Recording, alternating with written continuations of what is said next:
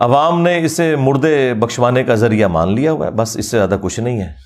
یا زیادہ سے زیادہ کسی نے چھلانگ ماری تو ناظرہ، کسی نے تھوڑی لمبی چھلانگ ماری تو بچے کو حفظ کروا دیا، ایک طوطا بنا دیا جسے کچھ نہیں پتا، اور وہ اس امید میں ہے کہ یہ حافظ قرآن ہمیں ساتھ لے کے جائے گا. کتنے لے کے جائے گا یہ آگے جا کے پتہ چلے گا. بھائی یہ جو ابو داؤد کی حدیث المستدرک للحاکم میں جو حدیث موجود ہے، مشکات کے اندر بھی موجود ہے، حافظ قرآن کی فضیلت کے اعتبار سے وہ اس حافظ کے لیے جس نے قرآن کے حلال کو حلال اور حرام کو حرام جانا. جس حافظ قرآن کو یہ پتہ ہی نہیں قرآن میں کیا لکھا ہوا ہے، تو وہ یہی کرے گا نا کہ رمضان کے دنوں میں چھوٹی چھوٹی وہ خشخشی داڑھی رکھ لے گا اور تراویح پڑھائے گا مسجد کے اندر جا کے، اینڈ پہ معاوضہ وصول کرے گا اس کا، اور عید والے دن جا کے شیو کروا دے گا، اور پھر اگلے رمضان میں دیہڑی لگانے کا انتظار کرے گا. زیادہ تر حافظ تو ایسے ہی ہیں. اور جو آپ کو باعمل حافظ قرآن نظر آ رہے ہیں، تو ہمارے علماء کا بھی باعمل ہونا یہ ہے کہ کوئی پگڑی یا داڑھی رکھ لے اور شلوار ٹخنوں سے اوپر کر لے یا ہاتھ میں تسبیح پکڑ لے. یہ تو ایک چھوٹا سا جز ہے عمل کا. باعمل حافظ قرآن یہ ہے کہ جو قرآن کی تعلیمات کو منوان اسی طریقے سے تسلیم کرتا ہے اور اس پر عمل کرتا ہے. تو عمل تو اسی صورت میں کرے گا نا جب اسے پتا ہوگا کہ قرآن کے اندر کیا لکھا ہوا ہے. جب مسلمان کو یہ پتہ ہی نہیں قرآن میں کیا لکھا ہے، اس نے عمل کہاں سے کرنا ہے؟ صحابہ کرام علیہم رضوان میں 1% بھی لوگ نہیں تھے جو لکھنا پڑھنا جانتے تھے. صرف یہ تھا کہ قرآن عربی میں تھا، ان کی اپنی زبان عربی میں تھی. نبی علیہ السلام جب قرآن پڑھتے تھے ان پہ اثر ہو جاتا تھا. آج اگر قرآن آپ کی نیٹو لینگویج کے اندر ہے، آپ بے شک لکھنا پڑھنا بھی نہ جانتے ہوں، آپ کو پتہ چل جائے گا قرآن میں لکھا کیا ہوا ہے. مجھے بتائیں، یہ 11 ستمبر 2001 ٹوئنز ٹاور کا جو اٹیک ہوا امریکہ میں، اس کے بعد جو ہزاروں لوگ مسلمان ہوئے ہیں پچھلی 2 دہائیوں کے اندر، کیا انہوں نے علماء سے جا کے قرآن پڑھے؟ اور ان کی اوقات تو یہ ہے کہ دوسری اذان کے وقت لوگ مسجد میں آ رہے ہوتے ہیں. انہوں نے انگریزی میں قرآن کا ترجمہ پڑھا، اسلام قبول کر لیا. اور پھر ان میں سے کئی لوگ ہیں جنہوں نے باقاعدہ پھر اسلام کے دفاع میں کتابیں لکھی، اور یہاں بڑے بڑے علماء بڑے فخر سے بتاتے ہیں کہ دیکھیں جی یہ فلاں انگریز ہے، اس نے نبی صلی اللہ علیہ وآلہ وسلم کے حق میں یہ کتاب لکھی ہے.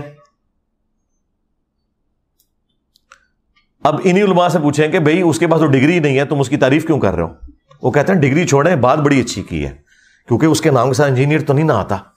ہاں بس چپ کتے رہو، انجینئر آئے گا پھر دیکھ لیں گے. دیکھیں آپ لوگوں کو میں چھوٹی چھوٹی ایسی چیزیں بتاتا ہوں جس سے آپ کا دماغ کھلے، کہ جب آپ غیر مسلموں کی مثالیں دیتے ہیں کہ فلاں نے نبی علیہ السلام کی شان میں یہ کتاب لکھ دی، فلاں نے یہ لکھ دی، تو یار وہ کوئی ڈگری والے لوگ ہیں؟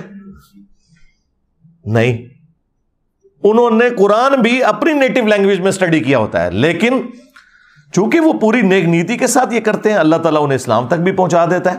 کئی ایسے لوگ بھی ہوتے ہیں اور ان کی ورکنگ آپ کو نظر آتی ہے اور آپ کوٹ کرتے ہیں، ان کے ساتھ کی ورکنگ آپ کے لوگ نہیں کر سکتے. اور یہی حال یہاں پر بھی ہے. جن لوگوں کو اللہ تعالیٰ نے قرآن کی خدمت کے لیے اٹھایا، آپ دیکھ لیں سارے کے سارے نان مولوی ہیں، چاہے مولانا مودودی رحمہ اللہ ہوں، ڈاکٹر اسرار صاحب رحمہ اللہ ہوں، احمد دیدار صاحب رحمہ اللہ ہوں. یہ سب کے سب لوگ اس مدرسہ سسٹم کی آؤٹ پٹ نہیں ہے، خدمت اللہ تعالیٰ نے ان سے لی ہے. وہ کہتے ہیں کہ جی سورہ الجمعہ میں اللہ تعالیٰ نے فرمایا ہے علماء یہود کی مثال گدھوں کی سی ہے، جس طرح گدھے پر کتابیں لاد دی جائیں. تو یہ کوئی کتابیں سامنے رکھ کے یا کتابیں پڑھ کے کوئی بندہ عالم نہیں بن جاتا، یہ تو اللہ تعالیٰ نے گدھوں کی مثال بیان کی ہے.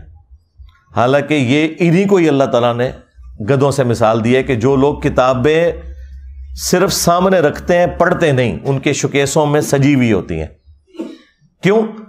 گدھے پہ اگر آپ کتابیں لاد دیں تو گدھا کتاب کا صرف بوجھ اٹھا سکتا ہے، پڑھ نہیں سکتا.